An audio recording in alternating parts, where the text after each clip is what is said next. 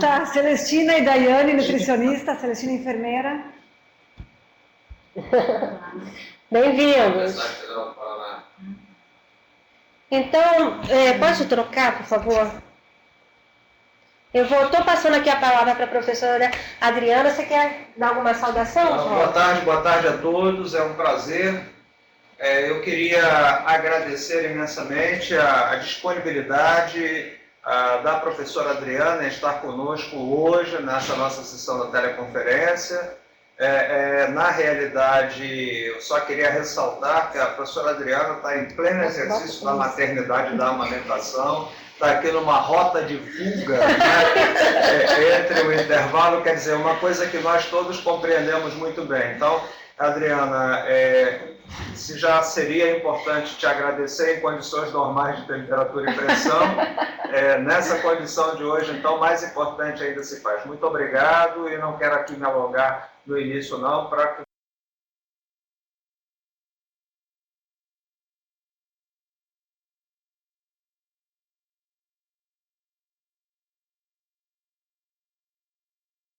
você se sinta à vontade de fazer a sua exposição e para que a gente possa te devolver para o exercício da maternidade com a maior brevidade possível, tá bom? E nós conversamos depois, que temos algumas informações gerais para todos. É um prazer rever vários que eu revi hoje.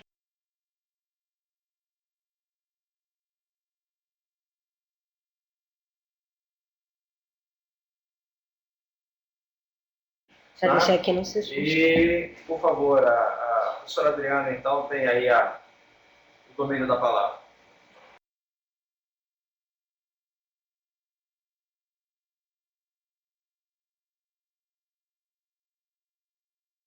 Tá ótimo. Bom, em primeiro lugar, eu que agradeço, é uma oportunidade única, não apenas de fugir um pouquinho da maternidade, mesmo que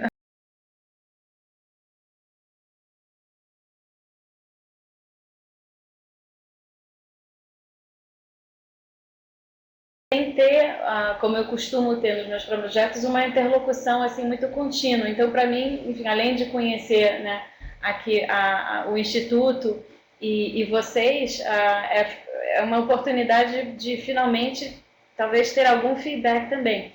Então, eu vou começar só ressaltando que eu não sou da área da saúde, eu sou especialista em relações internacionais.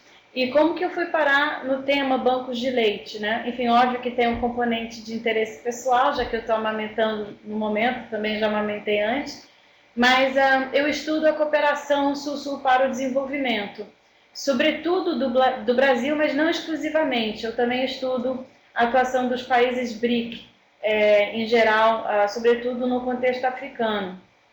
E ano passado eu fechei um projeto comparado de várias iniciativas de cooperação técnica em diversas áreas, desde a agricultura, através dos projetos que a Embrapa faz em alguns países africanos, até algumas iniciativas da Fiocruz. Então eu estive, por exemplo, em Angola, em Moçambique, ano passado, e na área de saúde eu estava trabalhando com o projeto que a Fiocruz está implementando,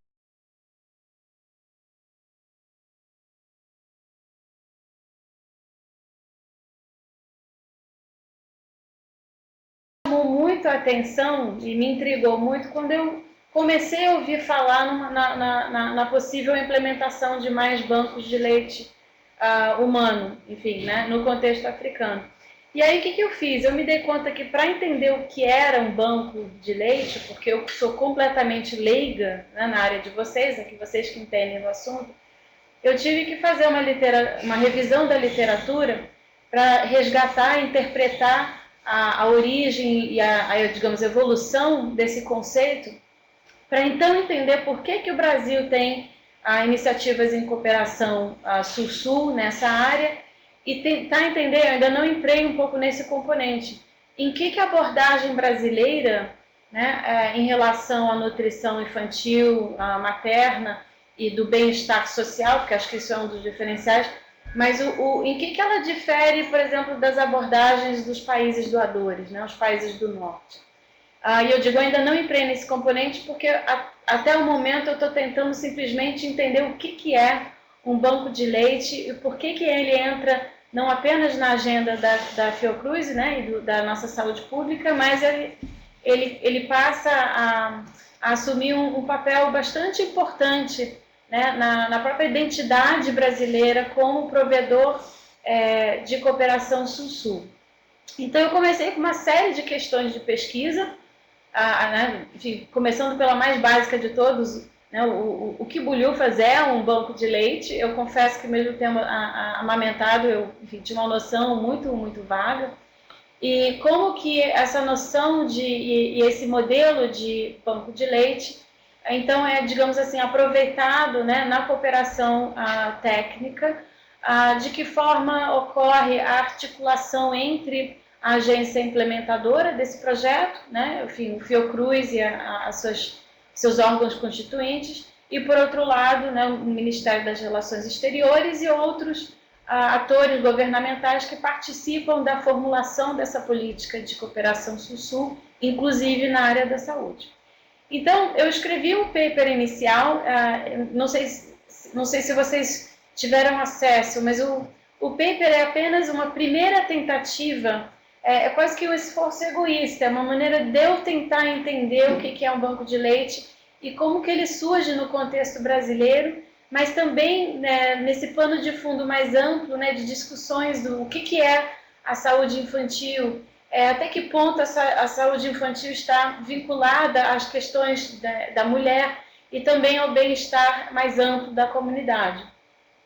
Então, a primeira parte do paper é simplesmente isso, é uma espécie de uma revisão da literatura, que trata, então, do dinamismo, né, dos conceitos básicos, né, do aleitamento, enfim, dessa prática mais específica do banco de leite, como que ele surge historicamente, e tratando do leite materno como uma construção social, né? Enfim, não é um objeto que existe, que a gente pode analisar sem pensar nos significados que são atrelados, né, a essas práticas.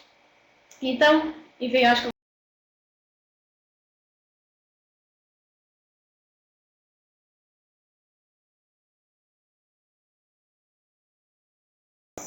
as economias avançadas e os países em desenvolvimento reestruturam, né, conceitos-chave e práticas culturais em torno do aleitamento enfim, né, do leite humano como um todo.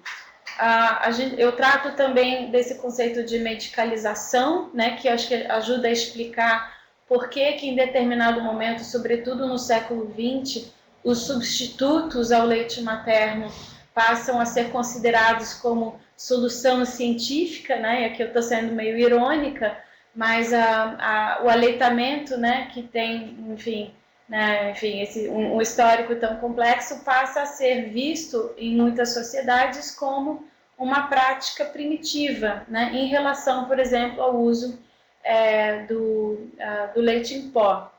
Enfim, eu acho que essa história, né, já foi contada muitas vezes, tem atuação de empresas transnacionais, aqui no Brasil também uma indústria nacional que se implementa mais ou menos a partir da década dos 20, e que conta com uma promoção bastante agressiva dos substitutos, não apenas o leite em pó, mas também o leite condensado, né? Não sei se vocês já viram, eu fui futucar nos arquivos e achei esse pôster aqui de 1925, né, da Nestlé. É um pôster que foi circulado aqui no Brasil e que mostra, né, o bebê rechonchudo tomando uma mamadeira com, eu não sei se vocês conseguem enxergar, mas é leite moça, né? Enfim, então isso ilustra as estratégias de promoção dos substitutos, que também enfim, utilizaram canais tais como os jornais de pediatria, os congressos na década de 30, de 40, mais adiante. Algumas dessas empresas enviavam latas de leite em pó para as maternidades, então a mãe, logo ao sair da maternidade ou do hospital, ela já saía com essas latas de leite em pó, que eram, novamente, promovidas como a solução mais avançada, mais científica. E claro que isso ocorreu não apenas aqui no Brasil, mas também enfim, nos Estados Unidos, né, nas economias mais avançadas, mas lá houve uma espécie de mudança demográfica que exacerbou um pouco esse processo, essa promoção, né, dos substitutos, que foi o chamado baby boom, né, uma onda de crescimento demográfico, sobretudo após a Segunda Guerra Mundial, com então o retorno, né, enfim, as mulheres tinham ido para o mercado de trabalho, você tem uma certa reversão dessa tendência, e apenas nos anos 70, ao meu entender, tá? Porque tudo isso aqui, enfim, é a maneira que eu estou interpretando essa literatura que eu vou achando e usando para me educar sobre esse tema. Então, começa a haver um questionamento, né, dos benefícios do leite em pó especificamente, não apenas nas economias avançadas, sobretudo nos Estados Unidos, mas também, enfim, no chamado terceiro mundo, né, que eu estou usando, claro que é a terminologia daquela época, né, os países em desenvolvimento, onde essa promoção, né, dos substitutos havia sido particularmente agressiva. Mais uma vez, a gente sempre ouve falar da Nestlé, mas, enfim, outras empresas também o faziam, inclusive empresas nacionais. Eu acho que uma ideia que me vem muito à cabeça quando eu leio e tento interpretar, né, através esse resumo da literatura, esse desenvolvimento, né, do conceito de substituto do leite, é a noção de que, nessa época, me parece que a ideia de saúde infantil foi divorciada da ideia de saúde materna e da ideia de bem-estar da comunidade. Então, o que eu quero dizer com, né, divórcio nesse contexto? O conceito foi isolado, era como se, né, o leite em pó fosse a solução para a nutrição infantil. E, enfim, um dos argumentos que começa a surgir na minha pesquisa nessa área é que a expansão da rede de bancos de leite, que eu vou tentar interpretar agora um pouquinho mais adiante, representa, de certa forma, o resgate de uma cultura, de pelo menos, né, certos aspectos desse aleitamento, que entende, enfim, no qual os vínculos entre, né, a criança, a mãe, mas também a sua própria comunidade, ela é reforçada, tanto que eu entendo que o próprio Instituto Fernandes Figueira funciona já com esse modelo. Só que não é apenas um banco de leite, né? É um centro de referência onde diversas práticas relacionadas ao aleitamento são promovidas, são pesquisadas, etc. Mas eu acho que é importante ressaltar que até pelo menos a década de 70 houve esse isolamento do conceito de nutrição infantil e de saúde infantil. E quando essa questão começa a entrar na agenda multilateral de saúde, sobretudo através da OMS e da Unicef, ela surge dessa forma, ainda acho que muito isolada, né? Essa vinculação entre bebê, entre a gestação até, né? É uma vinculação ao longo do tempo, mas também é uma vinculação entre indivíduos e né, aninhado dentro das suas comunidades. Isso ocorre mais ou menos na década de 70, e aqui eu acho interessante perceber que isso não foi iniciativa dessas grandes organizações multilaterais, né? Você tem uma série de pressões por parte da sociedade civil organizada mundialmente, né? Tem alguns atores que eu acho que, né, se tornaram muito salientes. Tem a La Leche League, né, que começou em Chicago, nos Estados Unidos. Hoje em dia tem toda uma dimensão internacional. Mas, enfim, quando a questão do aleitamento, né, dentro desse arcabouço mais amplo da saúde infantil e da saúde da mulher, quando ela entra nessa agenda, ela ainda entra de forma meio isolada. E o que eu acho interessante, então, tentar pensar é como que os bancos de leite materno, eles permitem essa reaproximação entre esses componentes, né? Porque o funcionamento, pelo menos da forma que se dá aqui no Brasil, ao meu entender, eu fico repetindo essa frase porque eu tenho que me proteger, já que eu sou a leiga aqui nesse contexto. Mas, enfim, eu acho que isso realmente representa uma tentativa de reconfigurar, claro que, né, num contexto já bastante modificado, as práticas e os significados em torno do leite materno. Agora, o que isso tem a ver com a rede brasileira, né? Então, a rede brasileira, ela surge institucionalmente de forma isolada, né? Pelo que eu entendo, a partir mais ou menos da década de 40, a gente tem uma série de bancos de leite que funcionam de maneira bastante heterogênea. Sim, por favor. Eu esqueço do Data Show, pessoal, me desculpem. Eu não sou fã do Data Show, eu só trouxe porque me pediram, mas eu prefiro sempre tentar contar uma história e aí eu, enfim, acabo esquecendo, né? Mas, enfim, nas primeiras décadas, né, da experiência brasileira com os bancos de leite, esses bancos funcionavam de uma forma isolada, né, um do outro, dos bancos. E aí o que é interessante ver ao longo dessas últimas décadas é a gradual incorporação desses institutos, desses centros, né, a maioria dos quais acho que funcionavam em hospitais. Esse aqui era um Instituto da Puericultura, não é? Isso. Antes de ser rebatizado Instituto Fernandes Figueiredo. E então você tem uma gradual incorporação desses centros em uma rede, com uma lógica de rede. Eu vou falar um pouquinho dessa lógica de rede.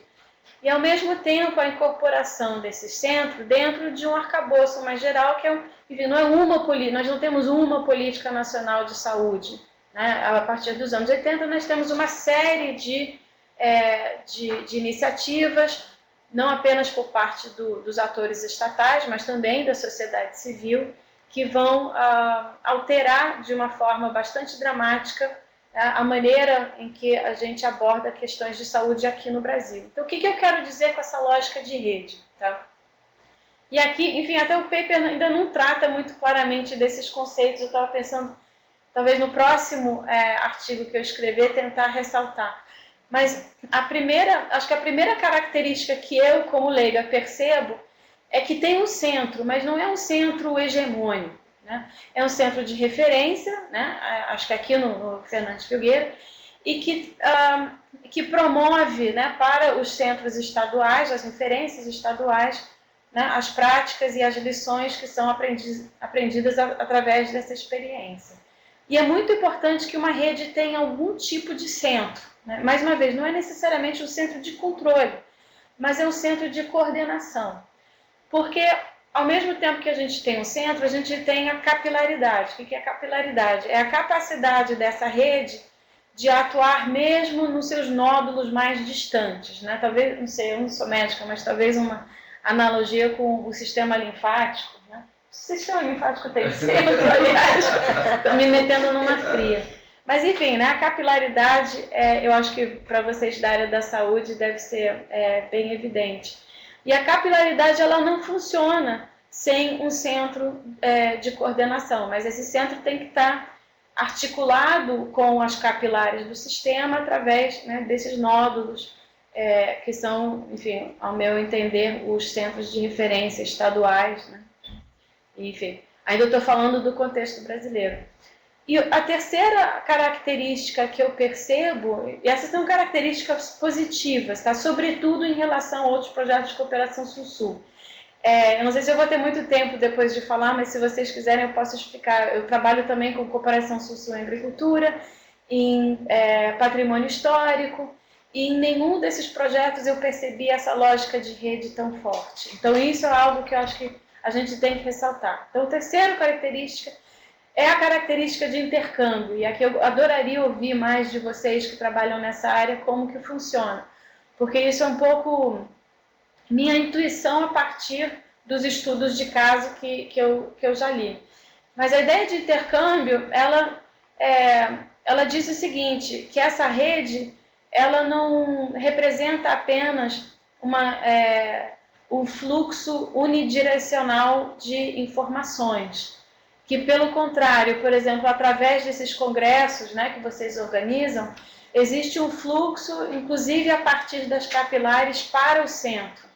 E isso, por mais incrível que pareça, eu acho que é quase único entre os projetos de cooperação Sul-Sul não necessariamente na área de saúde, mas em quase todas as áreas que eu estudo, essa preocupação com aprender com o capilar, né, aprender inclusive com o que está sendo implementado fora do Brasil, por exemplo, essa lógica não existe praticamente nos projetos de cooperação técnica que são implementados em articulação com, por exemplo, o Ministério das Relações Exteriores. Tá? E isso também, enfim, isso remete um pouco às minhas questões de pesquisa. Por quê?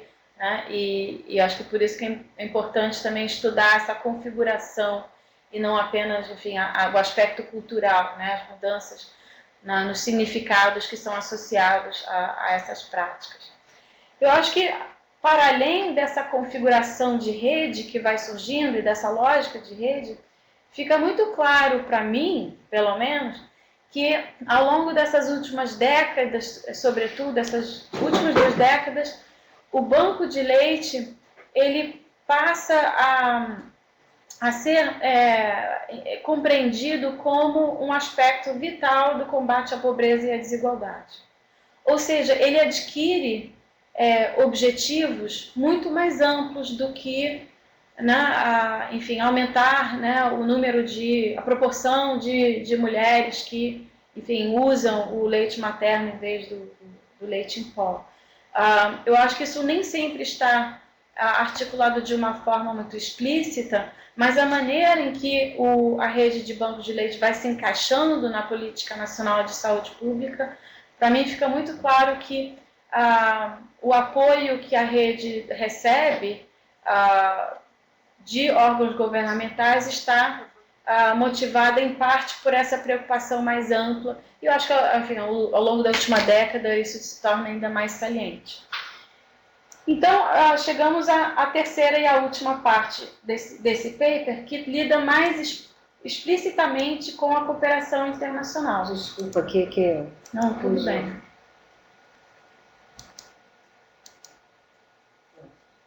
Agora a próxima, isso. Muito obrigada. Então, como que surge essa cooperação internacional? Né? Enfim, a partir do que eu tenho lido e as poucas conversas que eu tive até o momento. Em primeiro lugar, a gente tem que lembrar desse pano de fundo mais amplo, né? Que o tema da nutrição infantil e da saúde infantil, ela entra na agenda multilateral das grandes organizações. Essas organizações passam, inclusive, enfim, por causa de pressões por parte da sociedade civil organizada, a reconhecer explicitamente benefícios, né, do leite humano. Enfim, isso que vocês sabem muito melhor do que eu. Mas, ao mesmo tempo, como isso coincide com, né, a década de 80 e década de 90, existe também uma percepção de risco. E eu digo percepção porque, pelo que eu entendo, não é correspondente aos riscos reais. A epidemia do HIV e da AIDS gera um certo alarme em torno, né, da ideia de intercâmbio de fluidos, inclusive do aleitamento, né, com leite que não é necessariamente da mãe biológica. E pelos relatos que eu li, isso criou então uma certa barreira durante algum tempo, né, pelo medo talvez excessivo, pelo que eu entendo da parte técnica. Vocês podem até talvez me explicar melhor. Mas, enfim, então o papel dessas organizações multilaterais globais ela é importante na medida em que normas passam a surgir, né? Normas que são normas globais, né? Através de alguns instrumentos concretos. Então, por exemplo, a tentativa de regulamentação do marketing de substitutos ao leite materno, né? Você tem também, enfim, aí vocês todos devem conhecer, né, a Declaração de Inocente de 1990, que lança o Baby Friendly Hospital Initiative, que em português Iniciativa Hospital Amigo da Criança. Hospital Amigo da Criança, obrigada. Agora já me acostumei com a terminologia toda em inglês. Mas, enfim, você tem o lançamento de alguns instrumentos que visam o estabelecimento de normas, né? E, ao mesmo tempo, aqui no Brasil, nós temos, então, o início da cooperação nessa área especificamente. Obrigada.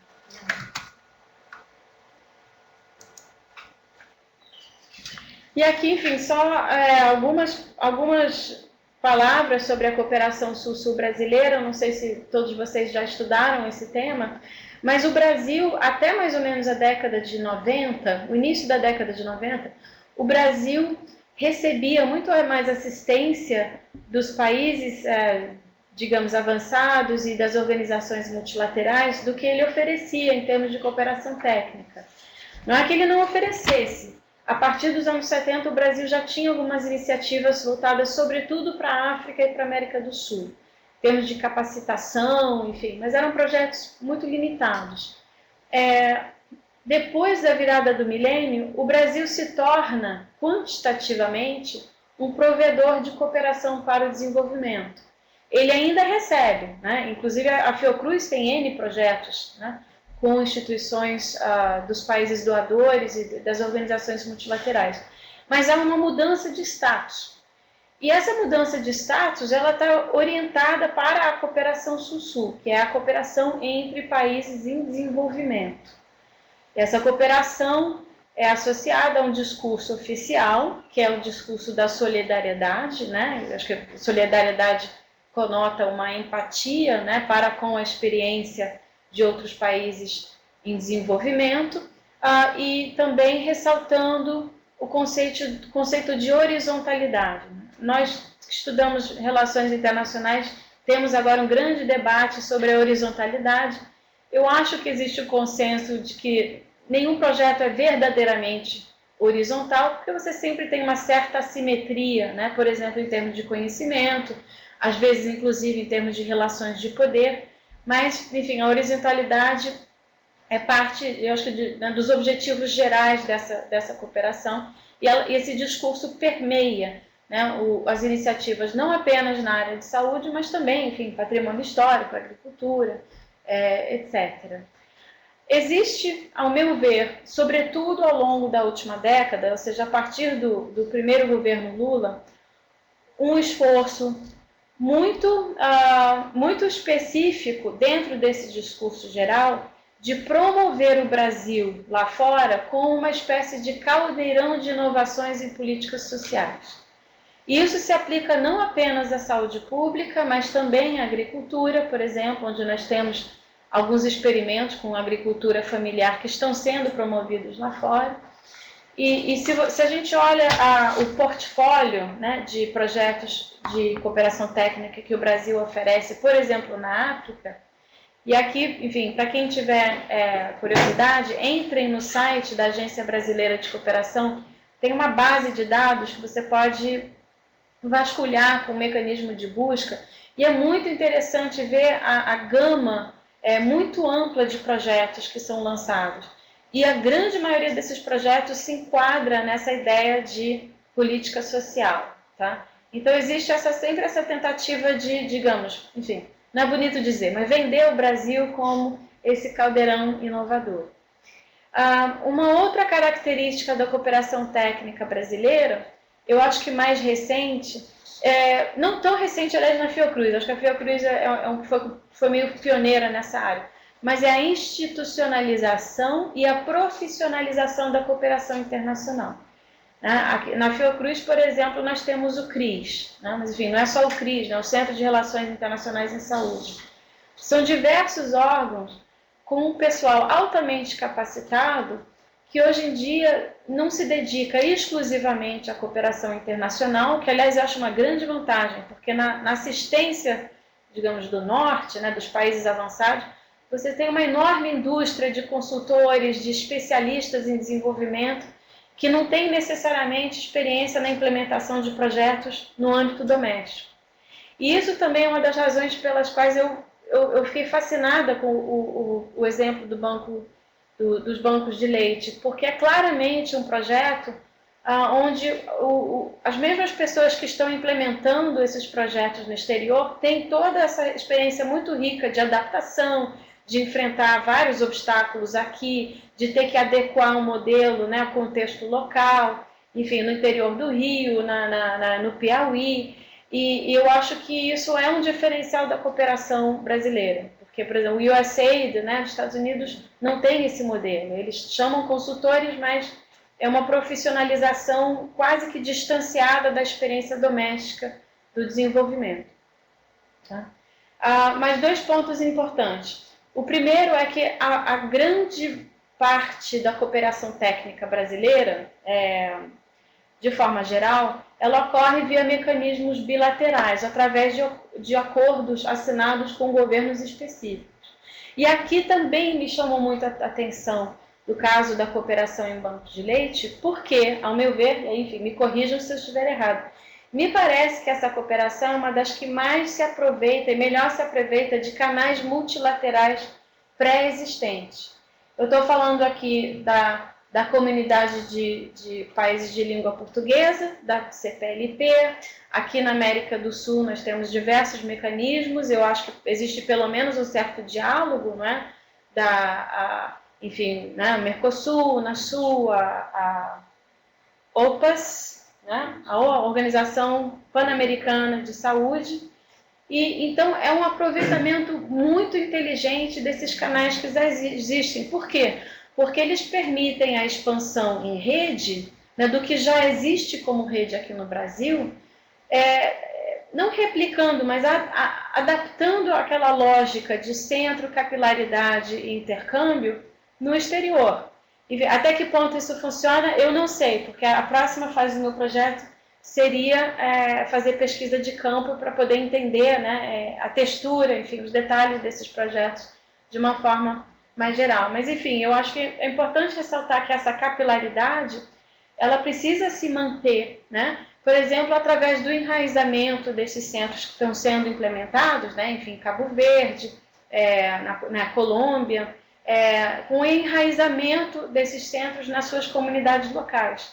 E isso é muito importante porque quer dizer que essa rede, ela não tenta replicar a experiência do centro, e sim adequar o modelo de acordo com as demandas e as possibilidades de cada contexto. Pelo menos é o que eu tenho captado até agora. Eu quero ver isso, quero ver isso em pessoa. Estou tentando captar até algum financiamento para enfim, ver se eu consigo fazer pesquisa de campo, de repente até acompanhar alguma equipe que vá daqui. Mas, enfim, então acho que esse aproveitamento é muito interessante. A articulação com o Ministério das Relações Exteriores, que ocorre predominantemente através da ABC, ele não pode ser entendido como a saúde a serviço da política externa. E isso eu tive um debate muito interessante com alguns diplomatas.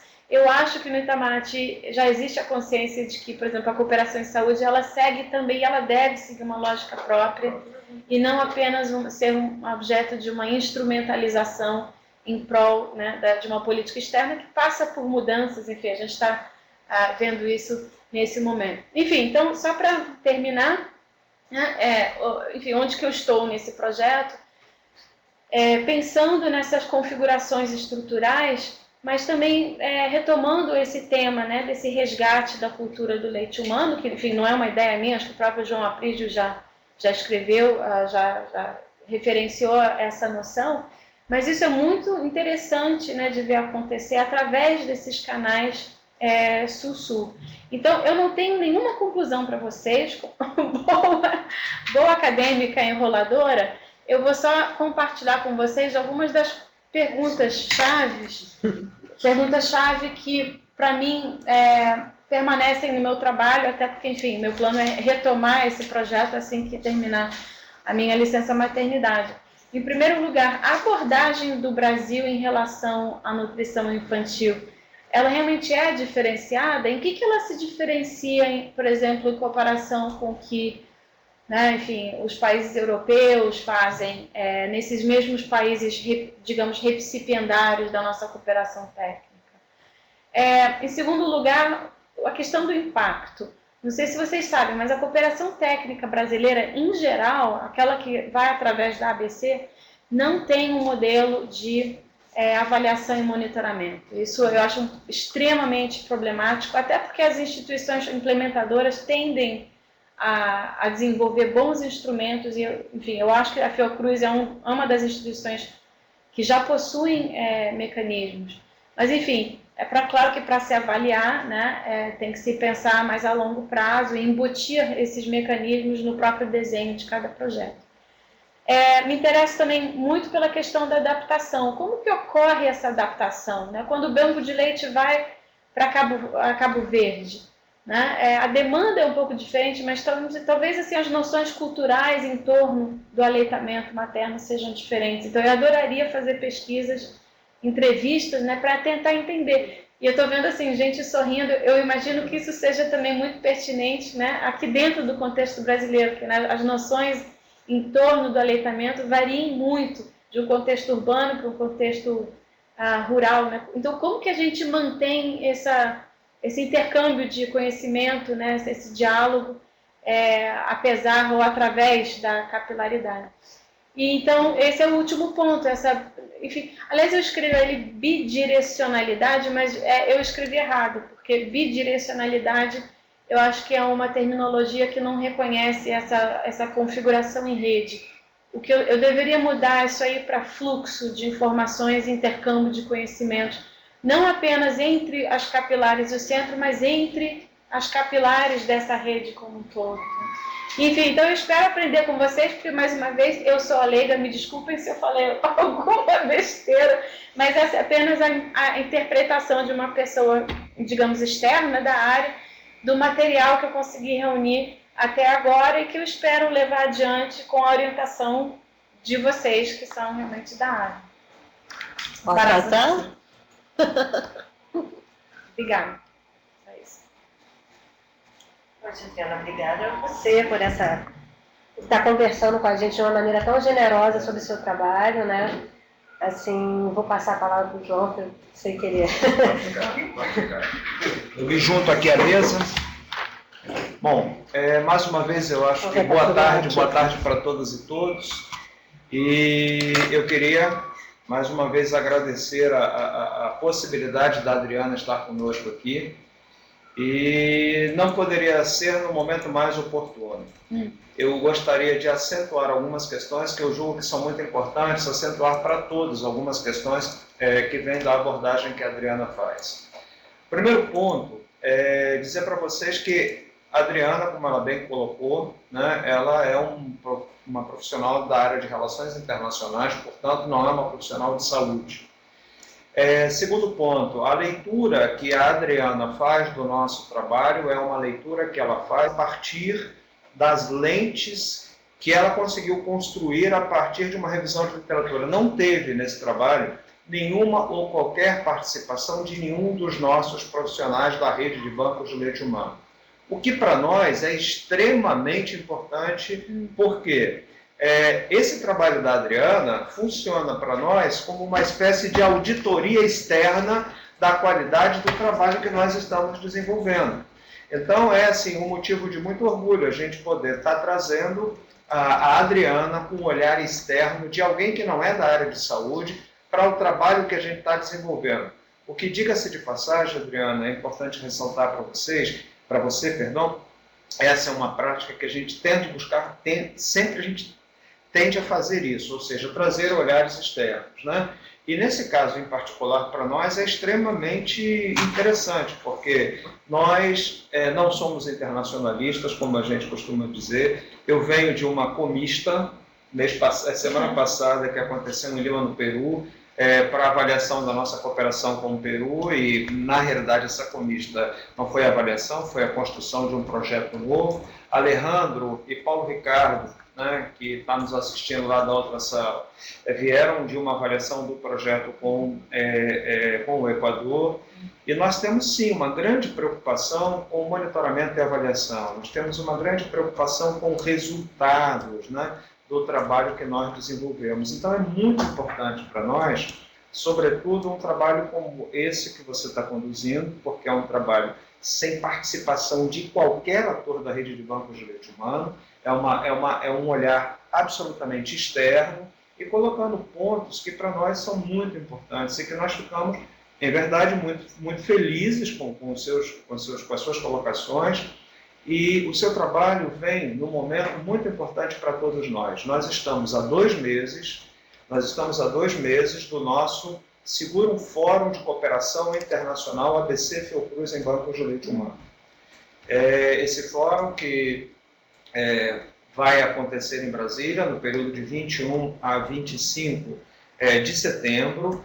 É sempre bom lembrar, ele vai ser transmitido em tempo real. Nós teremos convidados participando lá diretamente do fórum, mas também vamos trabalhar com as salas de presença, de salas interativas, perdão, onde nós vamos reunir nos sítios, por exemplo, eu estou vendo aqui a Universidade Federal do Paraná, né? Possivelmente poderíamos ter aí, Celestina, prazer te rever, viu? Um tempão que eu não te vejo, muito bom te rever. Poder ver Igualmente, na sala. prazer tá aqui. Ter aí na Universidade Federal do Paraná uma sala interativa, como várias outras salas interativas, onde, inclusive, aqueles que tiverem inscrição nas salas interativas e participarem, terão controle de frequência, terão direito, inclusive, a certificado de participação no fórum, né, poderão interagir em tempo real. Esse fórum ele tem como objetivo, Adriano, exatamente avaliar os alcances e limites da nossa cooperação a partir de um marco referencial muito importante para nós, que foi a Carta de Brasília 2010. Na Carta de Brasília 2010, que você conhece, todos vocês conhecem muito bem, aquilo ali não foi para nós um documento, digamos, meramente político ou de divulgação, né?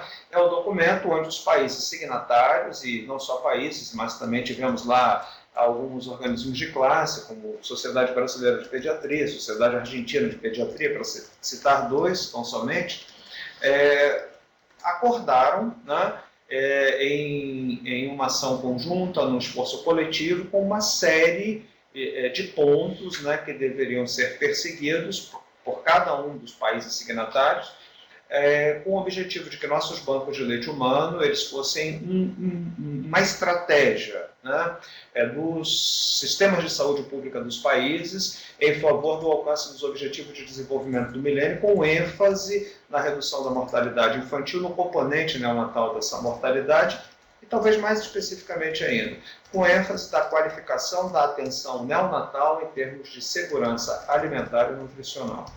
Então, quando eu, aqui atrás, né, te ouvindo e te assistindo, tive a oportunidade de ver as suas colocações. Eu acredito que Paulo Ricardo, que está ali na outra sala, também está nos assistindo, está ali, Paulo, deve ter ficado muito feliz, né, com esse olhar externo que você nos traz, né? Você sequer teve a oportunidade de conversar conosco, é sempre bom insistir nisso, né? Isso aqui parece até que é missa encomendada, mas não é missa encomendada, entendeu? É muito interessante esse conceito de rede, essa forma como nós operamos, a forma como sempre nós nos tratamos. Eu peço desculpas a todos os outros companheiros que estão ali, vejam a Zélia, a Andréia do Amapá, camarada companheira Nália Ribeiro enfim, vários aí, mas eu me referia especificamente a Celestina, que está ali mais visível na tela para mim, porque essa questão da horizontalidade me remete a um período da rede no Brasil, né? Me remete a uma rede no Brasil, um período da rede no Brasil, onde nós sentíamos a necessidade de ampliar essa capilarização que você colocou desde o início, que a gente precisava ter uma estratégia para isso, e efetivamente nós construímos os centros de referência regionais, e eu me refiro ao Paraná, porque a Universidade Federal do Paraná ela foi um centro de referência que nos ajudou a levar a ação de forma coordenada para a região centro-oeste e parte da região norte. Então, isso é parte de um esforço no qual nós nos pautamos por princípios, né? Princípios técnicos, princípios éticos, enfim, efetivamente princípios na verdadeira acepção da palavra, e nós compartilhávamos esses princípios com as demais regiões do país, e continuamos fazendo isso, obviamente hoje com um grau de facilidade maior, mas nem por isso menos desafiador, porque temos questões extremamente importantes a serem vencidas ainda, né? Mas sempre com essa perspectiva de como adaptar as peculiaridades locais, de como, enfim, ajustar isso. Então é muito, muito bom. Eu acredito que para todos nós, né, depois aí nós estamos celebrando nesse Fórum de Cooperação Internacional 30 anos de política pública em bancos de leite humano no Brasil, a gente poder ter esse olhar, né, que se soma a outros olhares, o que para nós é muito importante. Tomara também que no curso do seu trabalho você possa apontar questões, né, que sejam importantes para que a gente possa rever os nossos procedimentos, para que a gente possa efetivamente retrabalhar a nossa forma de ser e de agir nesse contexto. Eu queria fazer um comentário sobre a ABC, né? E lembrando de uma coisa, se a gente conseguiu trabalhar da maneira como a gente trabalha a cooperação, né? Porque a ABC entendeu muito rapidamente que aquilo que a gente se propõe a levar aos países amigos, aos países irmãos, é exatamente a mesma lógica e a mesma metodologia do que a gente executava no Brasil. Essa compreensão, por parte da Agência Brasileira de Cooperação, ela nos deu total liberdade para propor, para agir, para atuar de uma forma integrada. E se não fosse esse posicionamento da ABC e esse entendimento da ABC, seguramente nós não teríamos avançado como nós avançamos.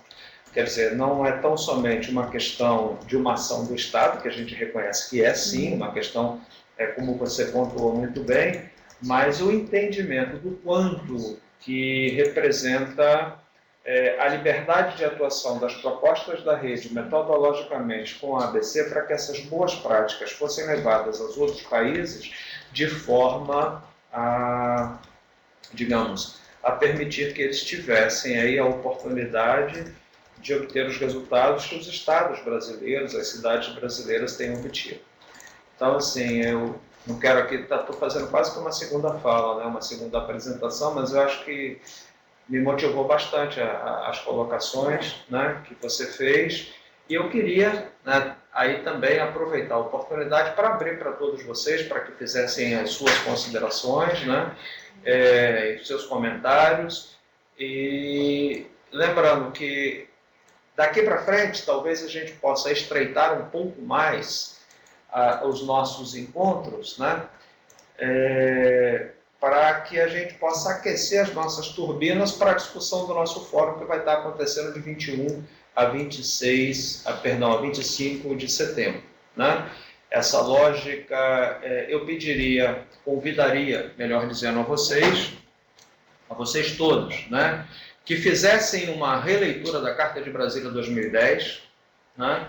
É muito importante essa releitura, que vocês, se fosse possível até mesmo, né, pudessem, de uma forma coordenada em seus estados, com os seus centros de referência, com as suas comissões estaduais de bancos de leite humano, que vocês pudessem fazer essa releitura da Carta de Brasília e que buscassem identificar em cada um dos pontos que nós acordamos, porque cada um de nós é signatário dessa carta, né?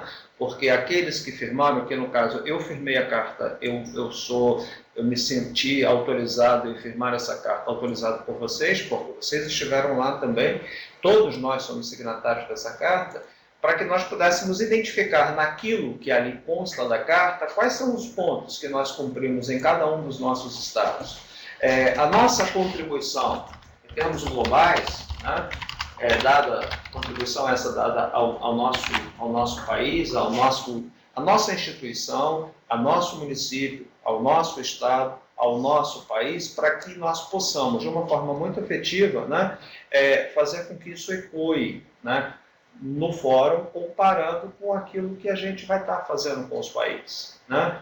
Eu acredito que talvez fosse interessante, estou colocando como proposta, né, mas de antemão eu já me coloco à disposição para na próxima segunda-feira, nesse mesmo horário, ao meio-dia, horário do nosso fórum, né, para aqueles que estiverem disponíveis de uma forma facultativa e de uma forma, digamos assim, não tão democrática, quase que impositiva, para os coordenadores de centros de referência, né, para as nossas comissões e para todos, para que nós possamos voltar à discussão dessa questão da Carta de Brasília.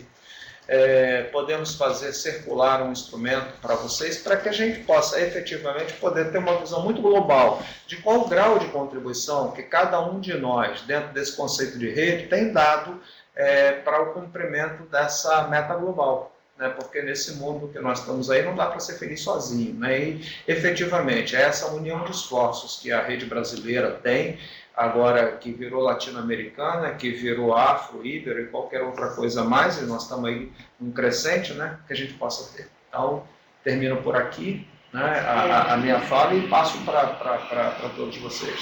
Então, obrigada, João.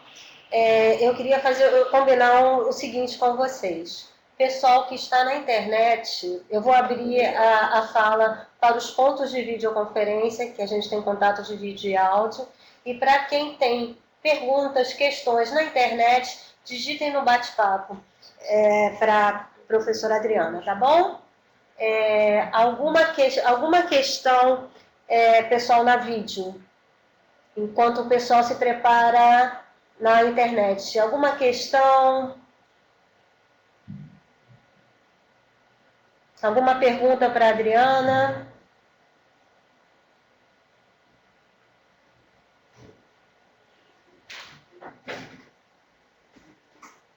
Eu queria falar um pouquinho só, Angélica. Oi, boa tarde. Marcinha, Eu sou boa Márcia, tarde. aqui da... Oi, Boa Márcia. tarde. Márcia, do Banco de Leite de Londrina, Paraná. Eu só peguei no microfone para parabenizar a Adriana, que realmente foi um presente mesmo, né? Essa análise, avaliação que você fez, totalmente não contaminada, né, pelo pessoal da rede. Então, realmente, eu fiquei bastante emocionada de confirmar o que a gente tinha sempre teve como objetivo, meta, né, em relação a essas questões da propagação, divulgação do nosso banco, né, desse modelo brasileiro em outros países. Foi muito bom te ouvir e realmente vai servir para a gente refletir ainda mais, né, o que precisa ser feito, o que pode ser feito. Então, eu só estou querendo agradecer essa oportunidade dessa sua apresentação, que foi muito, muito rica mesmo. Parabéns. Pesquisa muito incipiente, então eu gostaria de aprender com vocês também sobre quais são os maiores obstáculos, as controvérsias também. Perdão. Você falou, né, Adriana, é uma outra etapa, né? E essa primeira, assim, já realmente, pelo menos a mim deixou bastante bem emocionada mesmo. A gente percebe, né? A gente vive isso. Perdão? Não ouvi. A garganta ficou seca. Deve ter sido ar-condicionado. Acho que é.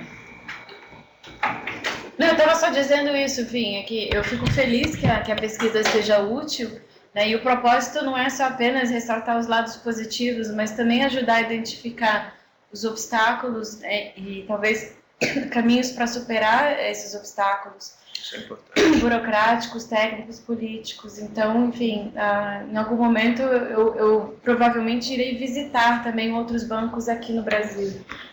Eu estou na fase de captação de recursos que anda bem complicada, como vocês sabem. Oi, como sabemos. Márcia, você nos ouve bem? Ouviu a Adriana? Ouvi, e queria dizer que você vai ser bem-vinda aqui, tá bom? Mais alguém? Mais alguém? Alguma questão? Não, só gostaria aqui do IMIP, Sandra, somente elogiar, não é, o trabalho de Adriana. Realmente Ela falou com bastante propriedade e é como o João disse, ela fez essa revisão, né? E aí mostrou realmente um histórico muito interessante dessas estratégias. E aí eu achei bem interessante. Achei que ela tinha feito algum trabalho aí junto com o pessoal, porque ela realmente falou bem legal. Eu acho que tem alguma coisa por aí por trás, João. Vocês estão escondendo aí o jogo, né, Adriana? Vocês estão escondendo aí. Porque falou bem mesmo, viu, Adriana? Parabéns mesmo. Gostamos muito da sua apresentação. Obrigada, mas Se isso trabalhar, reflete, se na quiser, pode vir aqui. A verdade... gente precisa de um apoiozinho. Pode vir trabalhar aqui no Banco de Leite do IMIP, a gente precisa. Não, vou com certeza, até porque eu tenho família em Pernambuco, mas o que eu estava dizendo é que, se houver alguma clareza, eu acho que isso reflete também enfim, os insumos da minha pesquisa, que são, né, enfim, dos especialistas, sobretudo brasileiros, nessa área. Enfim, não tem nada de muito inovador no que eu estou fazendo. Bebê? Só... A idade do seu bebê. Ah, ele está com Qual a idade 3 do bebê? meses. 3 meses. Ah, devia ter trazido para amamentar. Eu falei, Tem que fazer assim. Eu estava dizendo aqui a Luciana, inclusive dei mais de um curso com minha menina nos peitos. Ah, meu Deus, que coisa mais linda, meu Deus do céu, coisa gorda. Parabéns. Ô Sandra, só reforçando, é exatamente isso, né? É uma construção absolutamente externa, a construção que ela fez, né? E é muito importante, já que o IMIP é, assim como Márcia também, lá de Londrina, como a grande maioria dos que estão, Adriana, são profissionais que constroem essa colaboração. Né? Isso não está centrado no Fernandes Figueira, é uma construção coletiva de verdade. Aproveitar, Sandra, para pedir aí a agenda para ver se a gente, segunda-feira, Márcia também, se nós podemos nos encontrar na próxima segunda, meio-dia, tá? A todos vocês, para a gente conversar um pouco sobre a estrutura e a estruturação do fórum, tá bom?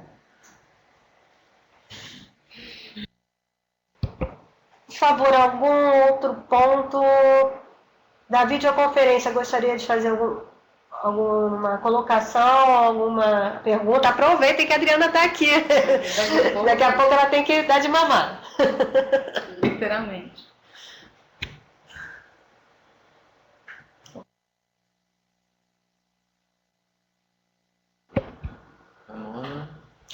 Eu vou aproveitar então fazer a minha pergunta.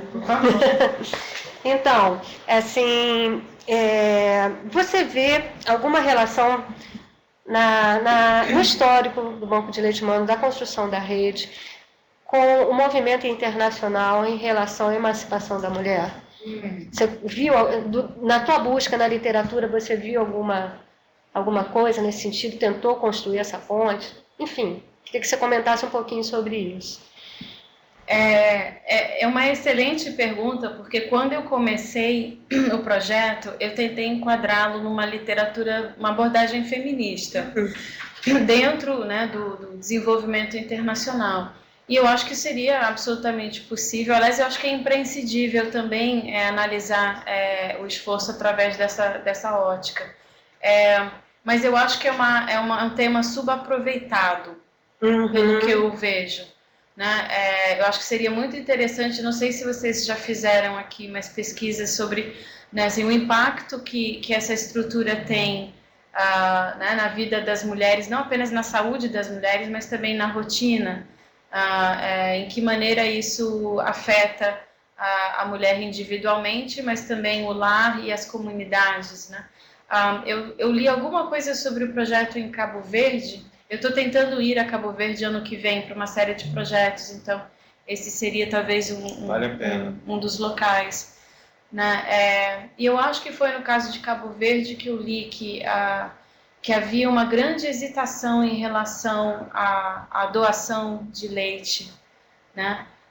E isso está muito atrelado às estruturas familiares e aos conceitos, né, de gênero, em certas comunidades, pelo que eu entendo, acho que em Praia que foi... Isso aconteceu no período pré-BAM. Pré-banco, Pré-banco. exato. E uma coisa interessante do movimento, eu espero que seguramente a nossa coordenadora em Cabo Verde, que é a Edith, né? Que a Edith possa trazer isso agora no fórum. A Edith vai estar conosco, porque todos os nossos coordenadores dos países estarão conosco, e que a Edith possa trazer um pouco disso para todos nós, né?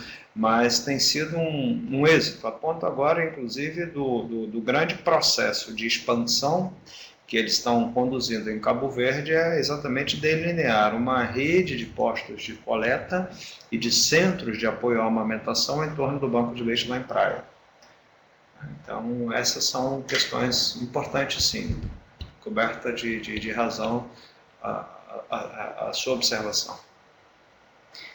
Pois é, eu fico muito curiosa para ver, né, ver de perto esses projetos. E só para terminar, complementando aqui o comentário do João Aprígio, eu acho que assim, o projeto ele é muito importante para a mulher, porque não é, a mulher dentro desse projeto ela não é só objeto de uma intervenção, né? Ela tem agência, ela contribui de uma forma essencial, né? Não é a única contribuição. Eu estava lendo sobre o papel dos bombeiros em Brasília, né? Dos carteiros que em determinado momento ajudaram na construção dessa capilaridade, mas me parece que tantos projetos de saúde pública, em outras áreas também, a mulher é colocada ou como vítima ou como um objeto passivo de uma intervenção.